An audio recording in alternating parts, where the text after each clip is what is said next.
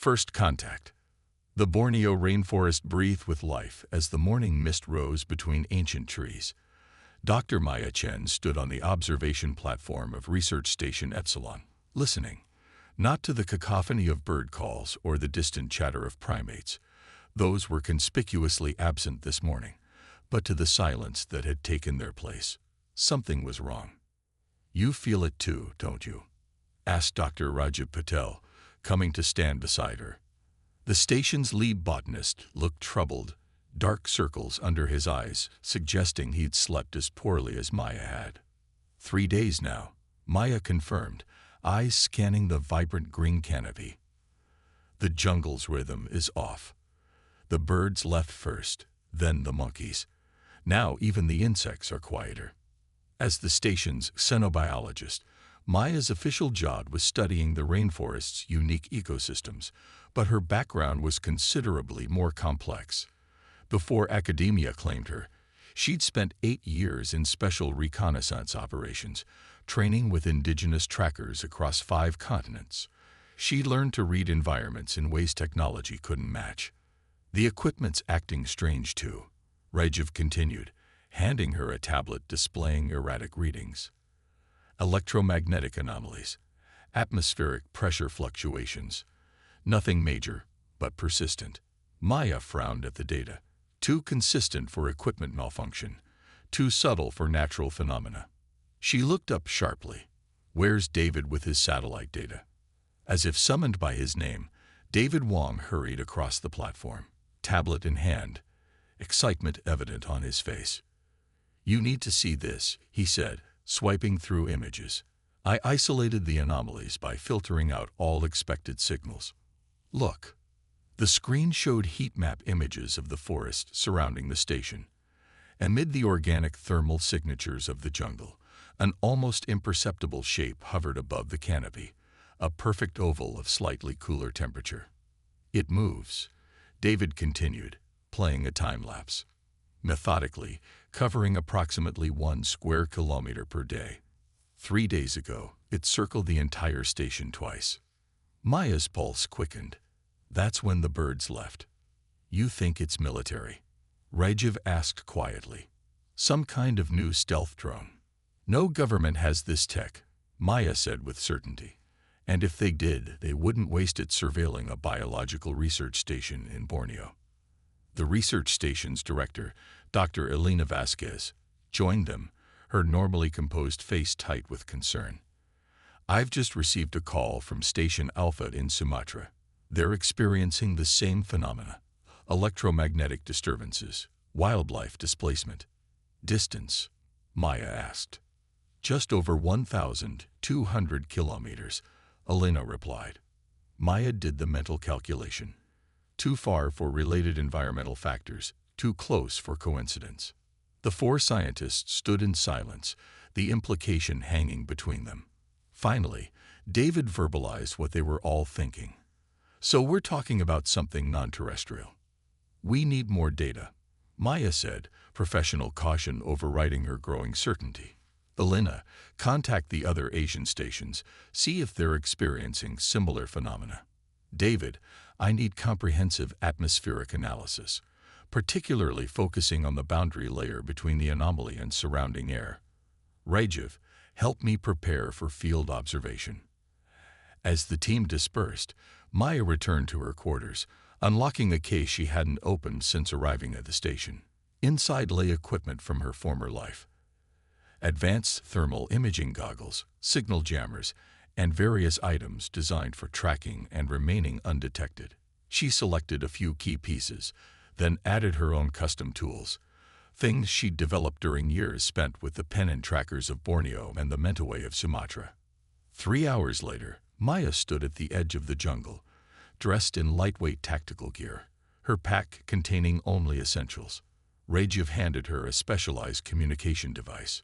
"Range is about 5 kilometers, he explained. "Complete signal encryption, minimal electromagnetic signature. If there is something out there scanning for tech, this shouldn't register above background noise." "Perfect," Maya said, securing it to her belt. "Remember the protocol. If I don't check in every 6 hours, Wait another 6, then notify Central Command with the encrypted file I left with Alina. What exactly are you expecting to find out there? Rajiv asked, concern evident in his voice. Maya adjusted her pack, eyes already scanning the jungle path ahead. Something that doesn't belong, she replied simply. She moved into the forest with practiced ease, each step deliberate and silent. The jungle's usual soundtrack remained muted, creating an eerie atmosphere as she penetrated deeper into the vegetation. 2 hours in, Maya stopped beside a massive dipterocarp tree, kneeling to examine the forest floor. Normal rainforest debris broke down in specific patterns, influenced by insect activity, moisture, and microbial processes. What Maya saw didn't match those patterns. In a circular area approximately 3 meters in diameter, the leaf litter lay undisturbed, too undisturbed. There were no insect paths, no evidence of the constant recycling that defined healthy forest floor systems.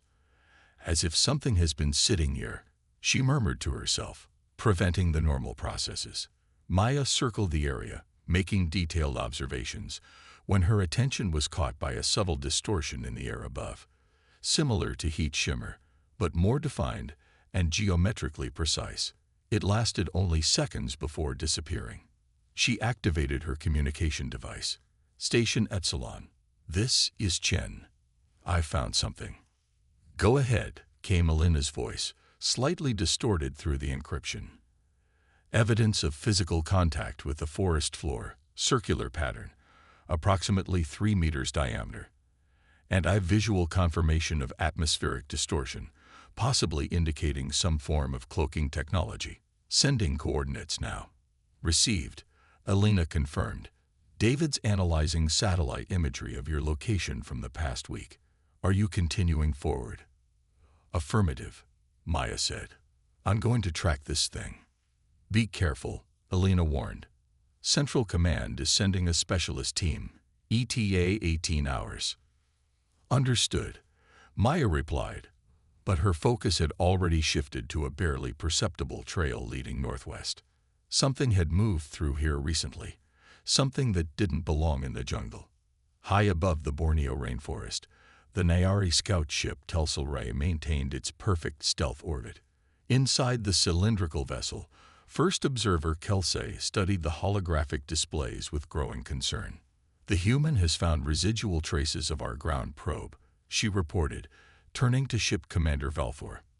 The commander's iridescent scales shifted from a calm blue to an agitated purple as he reviewed the data. Impossible. Our probes utilize complete spectrum cloaking and leave no physical evidence.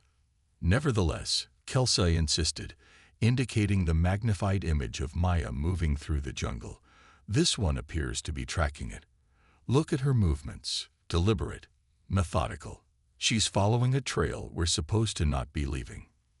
Valthor's compound eyes narrowed. Most curious. Our intelligence indicated that human sensory capabilities were limited and heavily dependent on technological augmentation. This specimen appears to be an outlier, Kelsey observed. Note how she moves through the environment, almost as if she's part of it rather than moving through it. Deploy additional observation drones, Valthor ordered after a moment's consideration. Full stealth protocols. I want to understand what makes this human different. As the order was carried out, neither Nayari noticed the almost imperceptible smile that crossed Maya's face as she continued her careful progression through the jungle. Above her, 3 tiny probes detached from the main ship, their advanced cloaking technology, making them virtually undetectable to human instruments as they descended toward the canopy. Maya paused, listening. The jungle remained unnaturally quiet, but now there was something else, a subtle disruption in the air currents that shouldn't be there. She looked up through the dense canopy and caught another brief distortion, different from the first. More of you, she whispered. Getting interested, aren't you? She reached into her pack and removed what appeared to be ordinary mud, but was actually a compound she'd developed with Rajiv, a mixture of local clay, organic compounds, and thermally neutral materials. She began methodically applying it to her exposed skin. In the Nayari ship, Alarms suddenly blared. "We've lost thermal tracking on the subject," reported a technician, fingers dancing across holographic controls. "How?" demanded Valthor. "Our sensors can detect temperature variations of 1/100th of a degree." "Unknown, Commander," the technician replied. Her thermal signature simply matched the surroundings. Kelsey leaned forward, fascination overriding concern. "She's countering our technology with mud." Valthor's scales flickered with agitation. "Activate full spectrum tracking. I want visual, audio, vibrational, electromagnetic, everything." As the Nayari scrambled to maintain surveillance, Maya moved deeper into the jungle, now fully aware she was being watched from above. The hunt had begun, but who exactly was hunting whom remained to be seen. The observers. The Nayari scout ship Telselrai hovered in perfect stasis 20 kilometers above the Borneo rainforest. Its honeycomb structure, invisible to Earth's detection systems, contained 12 Nayari observers dedicated to a single purpose: assessing Earth's suitability for resource extraction and potential colonization.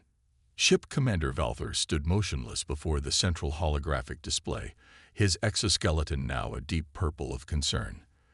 For 8 standard cycles, their mission had progressed flawlessly. The humans' primitive technology had failed to detect their presence, and the preliminary resource scans indicated an abundance of biological compounds crucial for Nayari civilization. Everything had been proceeding according to protocol, until this single human female had done the impossible. She had somehow sensed their presence. "Report," Valthor commanded, addressing first observer Kelsey.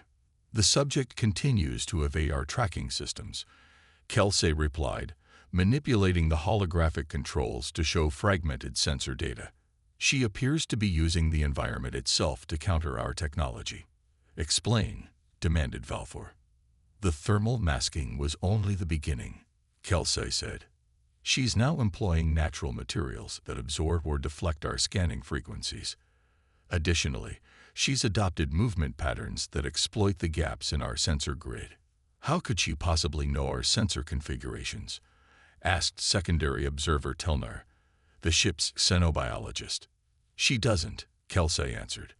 "But she's demonstrating an intuitive understanding of detection principles. Watch her movements." The hologram zoomed in on partial footage of Maya slipping between massive tree trunks. Even with the Nayari's advanced imaging technology, she appeared as little more than a shadow, blending seamlessly with the dappled light of the jungle floor. "She moves between visual frames," Kelsey explained, "as if she can sense the rhythms of our scanning pulses." "Impossible," Valthor stated flatly. "No species we've encountered has demonstrated such perception without technology." "Yet the evidence is before us," Kelsey countered respectfully. "I believe we're witnessing an evolutionary adaptation we haven't previously documented in humans." Telnar moved closer to the display. "Our initial assessment classified humans as a technology-dependent species with limited natural sensory capabilities. This specimen contradicts that assessment. One anomalous individual doesn't invalidate our classification," Valthor insisted. "Deploy the capture probe. I want this human studied directly." As the order was carried out, the mood aboard the Telselrai shifted. The Nayari had observed 17 different developing civilizations across their sector of the galaxy, and protocols for study were well established. Direct interaction was reserved for final classification stages. The fact that Valthor had ordered it prematurely indicated the level of disruption this single human had caused to their carefully planned mission. Deep in the jungle, Maya pressed herself against the cool trunk of a strangler fig, controlling her breathing as she processed what she'd learned so far. The electromagnetic anomalies were definitely technological in nature. Too precise, too consistent for natural phenomena. But unlike human technology, which typically generated heat and radiation as byproducts, this tech seemed designed to minimize environmental impact. "Smart," she whispered to herself. "Very smart." She'd been tracking the disturbances for nearly 4 hours, gradually moving in expanding spirals from her original location. The pattern suggested something methodical, not random exploration, but specific search parameters, as if the anomalies were looking for something or someone. Her comm device vibrated gently against her hip, keeping her movements minimal. She activated it. "Chen here," she whispered. "Maya, it's David. We've got something big." The satellite imaging shows a consistent dark spot in upper atmospheric readings directly above your position. It's maintaining perfect geosynchronicity without any visible propulsion signature. "Size estimate?" Maya asked. "Hard to say with precision, but based on the atmospheric displacement, roughly the size of a football field." Maya processed this information. "And the smaller anomalies I've been tracking? If what you're describing is accurate, they appear to be emanating from the larger structure, like probes or drones." "That matches my assessment," Maya confirmed. "Tell Alina to accelerate the specialist team's arrival if possible. We're dealing with something well beyond conventional technology." "Already done," David replied. "Maya, be careful. Rajiv analyzed the mud samples you collected from the disturbed area. The molecular structure shows evidence of targeted molecular restructuring. Meaning whatever made those impressions was manipulating matter at the molecular level. This isn't just advanced tech, Maya. It's beyond anything in our theoretical models." Maya's mind raced through the implications. "Understood. I'm going to continue tracking. Chen out." She deactivated the comm and resumed her careful progress through the jungle. If these visitors could manipulate matter at the molecular level, they might be able to detect her communications. From now on, she would maintain radio silence except for scheduled check-ins. As she moved deeper into the forest, Maya noticed subtle changes in the environment. Certain plants showed signs of recent analysis, tiny extraction points where samples had been removed with surgical precision. The pattern of these sampling sites created a map of methodical biological study. Looking for something specific, she murmured to herself. "Resource assessment." The realization sent a chill through her that had nothing to do with the cooling evening air. These weren't just observers, they were surveyors, the kind that preceded mining operations, or colonization. Maya quickened her pace, following the trail of sampling sites. As the jungle darkened with approaching night, she needed to find a secure location to observe without being observed. Her years training with indigenous trackers had taught her techniques for disappearing in environments just like this. She identified a massive strangler fig whose complex root system created natural chambers. Using only hand tools and natural materials gathered from the immediate vicinity, Maya constructed a blind that incorporated living vegetation, ensuring her shelter would read as part of the natural environment on thermal and biological scans. From this position, she had a clear view of a small clearing where several sampling sites clustered. If the pattern held, the invisible observers would return to continue their systematic analysis. As darkness fell, the jungle's nighttime residents gradually returned, suggesting the observing entities had temporarily withdrawn. Maya used this opportunity to apply more of her specialized mud compound, focusing on pulse points where body heat would be most detectable. Hours passed in patient observation. Shortly after midnight, the night creatures abruptly fell silent. Maya remained perfectly still, controlling her breathing as she watched the clearing through her custom-modified thermal goggles. A subtle distortion appeared at the edge of the clearing, not quite visible to the naked eye, but detectable as a slight bending of light around a roughly ovoid shape approximately 2 meters in length. It moved with deliberate precision, pausing at specific plants to extract microscopic samples. Maya adjusted her goggles, switching through spectrum filters. In the ultraviolet range, she caught glimpses of what appeared to be an articulated mechanical limb, visible only when it extended beyond the cloaking field. She carefully documented everything, using an old-fashioned graphite pencil on waterproof paper, no electronics that might be detected. The probe's movements followed a predictable pattern, working methodically from east to west across the clearing. Suddenly, the probe froze. Its sampling arm retracted, and the subtle distortion in the air shifted orientation, as if scanning the surrounding jungle. Maya remained motionless, her breathing shallow and controlled. After several tense minutes, the probe resumed its work, but now its movement pattern had changed. It began moving in her general direction, its sampling becoming less methodical and more focused, as if searching rather than studying. Maya realized with absolute certainty it had detected something. Whether her presence directly or some anomaly caused by her observation, she couldn't be sure. But her position was compromised.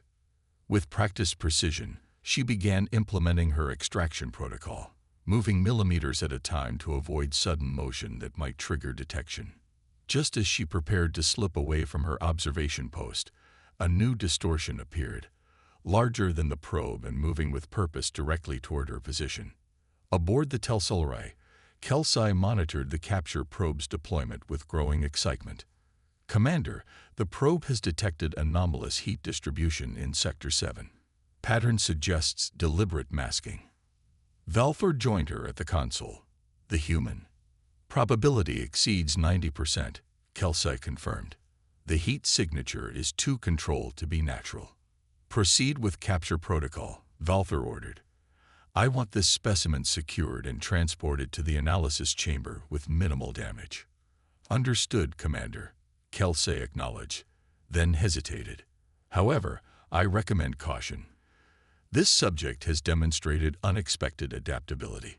Valthor's scales flickered with impatience. "It is one primitive human against our most advanced technology. Proceed as ordered." As the capture probe closed in on Maya's position, neither Nayari noticed a small alert on a secondary monitor, one indicating that the communication systems of Research Station Epsilon had just gone completely dark, exactly as Maya had instructed them to do 3 hours earlier. The humans weren't just being hunted. They were preparing to fight back. The hunt begins. Maya knew she had seconds, perhaps less, before the larger distortion would reach her position. Years of training took over as she executed an emergency extraction, so swift and fluid it barely disturbed the surrounding vegetation. Pressing her body into a narrow space between massive tree roots, she became part of the forest floor, her specialized mud compound matching the thermal properties of the decaying organic matter around her. Her breathing slowed to imperceptible levels, a technique learned from pennant hunters who could remain motionless for hours while stalking prey.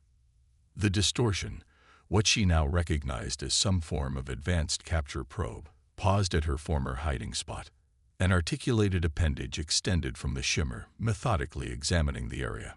Maya watched through slitted eyes as the device collected samples from the exact spot where she had been sitting moments before. The probe's behavior changed, becoming more agitated.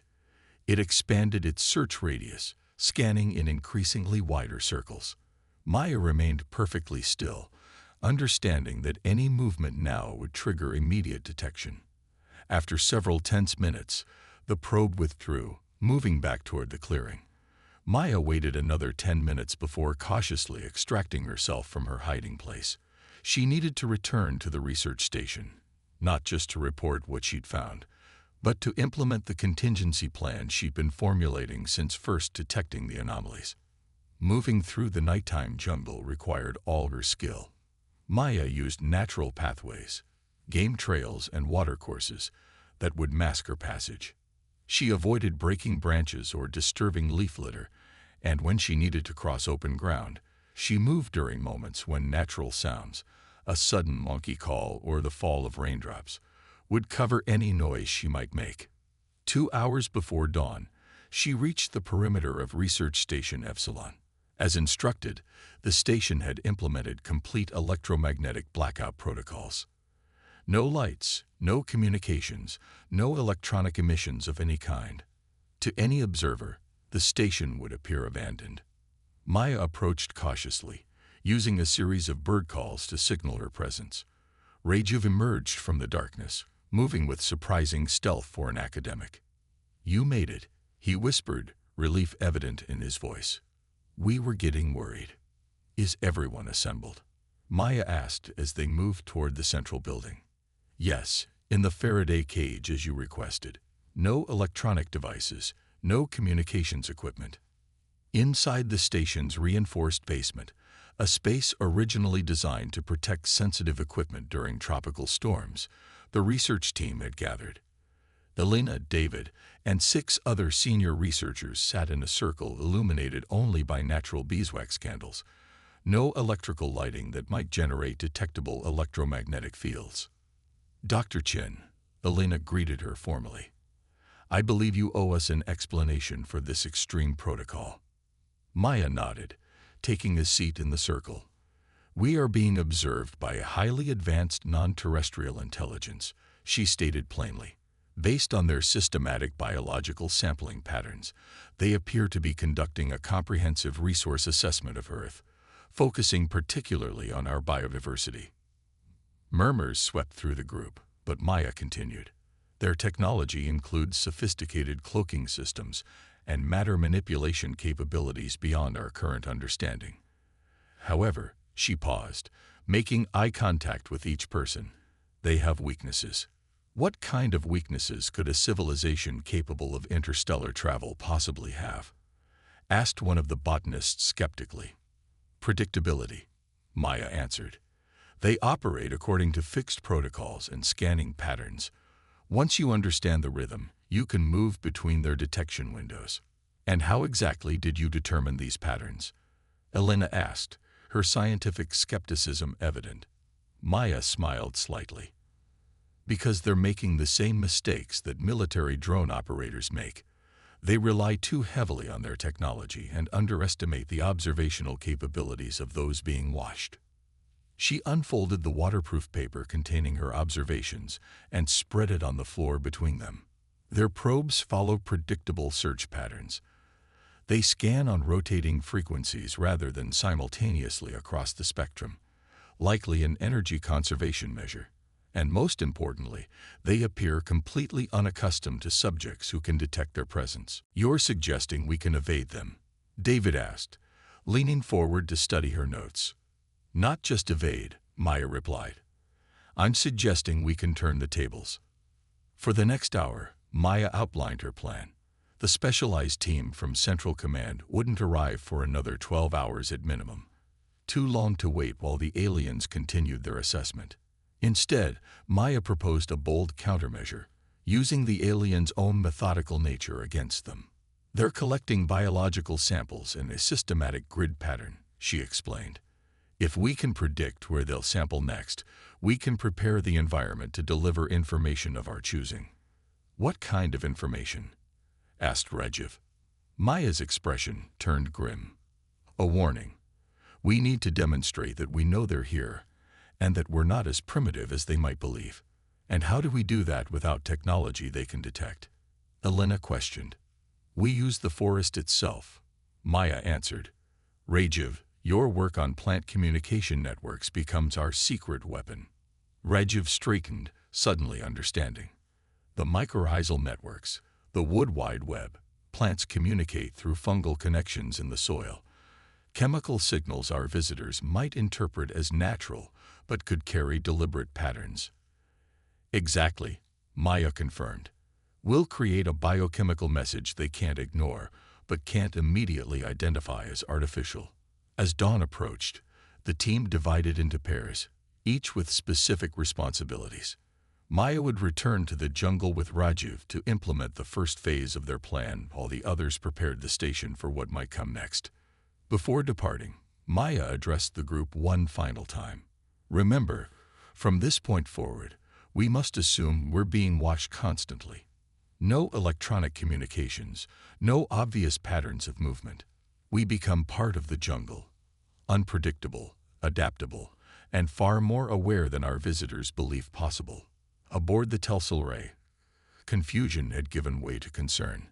The human research station had gone completely dark overnight, not just communication silence, but total electromagnetic dormancy. Simultaneously, the tracking systems had lost all trace of the human female who had detected their presence. "Report," Valthor demanded, his exoskeleton now a mottled pattern of purple and red, the Nayari equivalent of extreme agitation. "The capture probe failed to secure the target," Kelsey admitted. The human female evaded detection using environmental camouflage techniques our sensors couldn't penetrate. And the research station. Complete shutdown of all detectable systems. No heat signatures above ambient temperature, no electromagnetic emissions, no communication signals. For all practical purposes, it appears abandoned. Valthor's compound eyes narrowed. They know we're here. It wasn't a question, and Kelsey didn't treat it as one. Yes, Commander. The evidence suggests not only awareness of our presence, but organized countermeasures. Impossible, Valthor insisted, though with less conviction than before. Our intelligence assessment classified them as a pre-unification species still engaged in territorial conflicts, with technology limited to their planetary environment. The assessment may require revision, Telner suggested carefully. These humans are demonstrating capabilities not documented in our preliminary studies. Valthor paced the command center, his agitation visible in every movement. Deploy all available probes. I want complete surveillance coverage of the area surrounding the research station. Nothing moves without our knowledge. Commander, Kelsey interjected, increasing our presence may alert other human installations to our existence. Protocol dictates minimal footprint during assessment phase. Protocol also dictates immediate containment of potential classification errors, Valthor countered. If these humans possess undocumented adaptive capabilities, we need to understand the full extent before the colonization fleet arrives. The order was carried out immediately. Across a 5-kilometer radius surrounding Research Station Epsilon, 27 Nayari probes deployed in a precise grid pattern, their advanced sensors calibrated to detect any sign of human activity. Yet as the probes settled into position, their sensors began reporting anomalous readings from the forest floor. The mycorrhizal network, the vast interconnected root system linking the trees of the rainforest, was experiencing unprecedented levels of chemical signaling activity.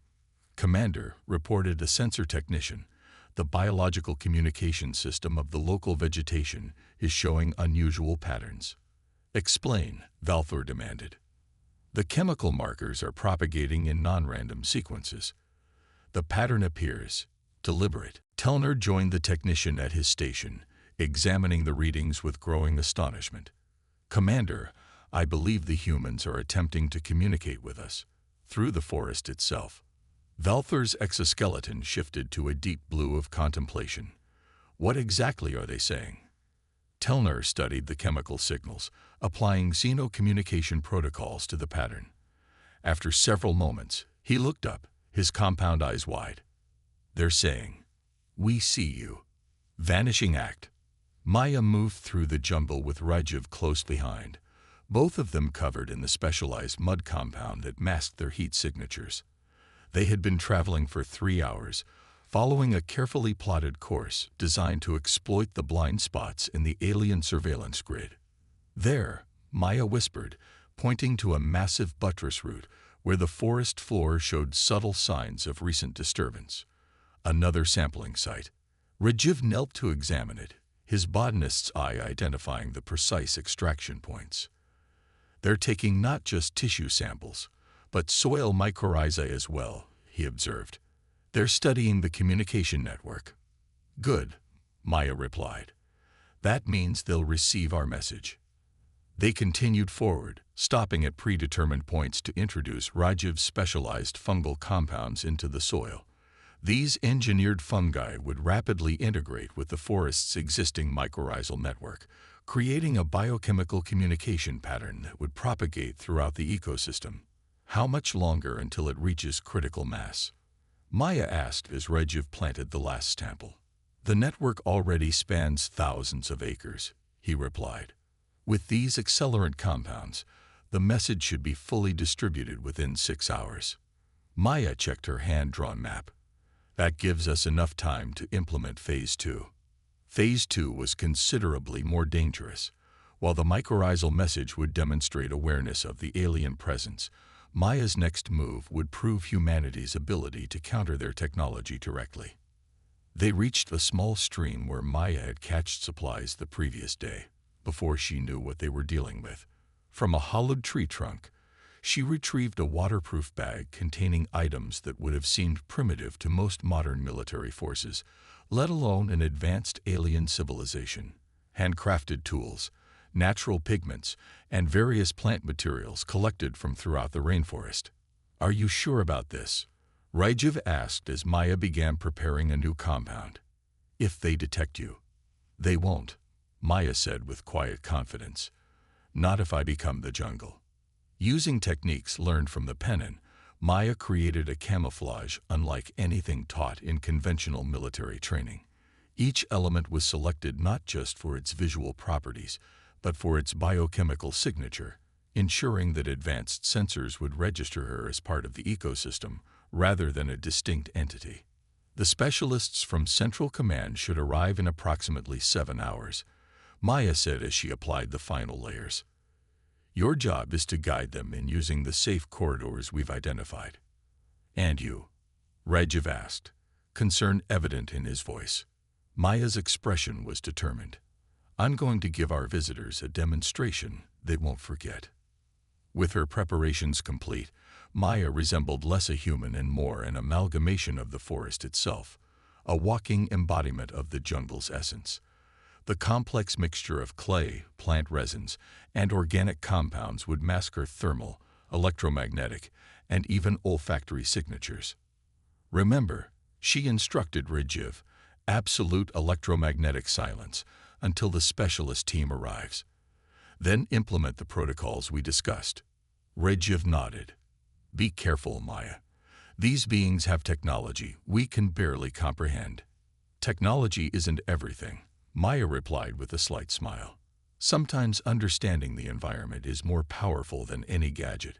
As Rajiv began his careful journey back to the research station, Maya moved deeper into the jungle, toward the heart of the alien's sampling grid. Her movements became increasingly fluid and natural, matching the rhythm of the forest itself. Where branches swayed, she swayed. When wildlife moved, she moved. During moments of stillness, she became a statue. Aboard the Telsil Ray, the situation had evolved from concern to crisis. The human female had completely disappeared from all tracking systems, and now the forest itself seemed to be behaving in ways their sensors couldn't properly interpret. "Commander," Kelsey reported, "the chemical communication through the mycorrhizal network has continued to evolve. It's now transmitting complex pattern sequences that our linguistic protocols cannot fully translate." "Speculation," Valthor demanded. "Based on propagation patterns, it appears to be a map," Kelsey replied. "A representation of our probe distribution grid. Accurate to within 2 meters. Valthor's exoskeleton flashed patterns of disbelief. "That's classified deployment information. They cannot possibly know the precise locations of all 27 probes."